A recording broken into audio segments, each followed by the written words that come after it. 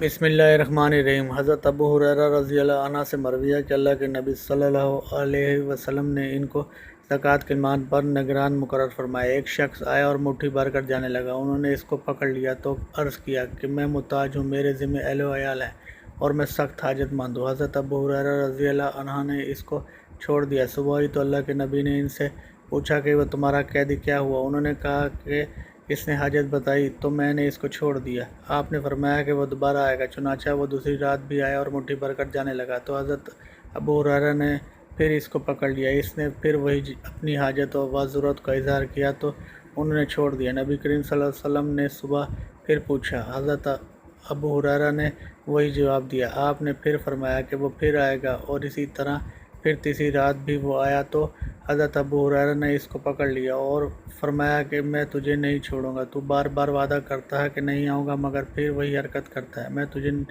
तुझे रसूल सल्लल्लाहु अलैहि वसल्लम के सामने पेश करूँगा। इस पर इसने कहा कि अगर तुम मुझे छोड़ दो तो मैं तुमको कुछ कलमात सिखाता हूँ जो तुमको नफ़ा देंगे। हज़रत अबू हुरैरा ने पूछा कि वो क्या है। कहा कि तुम अपने बिस्तर पर जाओ तो आयतल कुर्सी पढ़ लो, तुम्हारे लिए अल्लाह की जानिब से एक मुहाफ़िज़ मुकर्रर हो जाता है और सुबह होने तक शैतान तुम्हारे करीब नहीं आ सकता। हज़रत अबू हुरैरा ने इसको छोड़ दिया और जब सुबह हुई तो नबी करीम सल्लल्लाहु अलैहि वसल्लम को किस्सा सुनाया। आपने फरमाया कि इसने सच कहा, अगरचे वो झूठा है।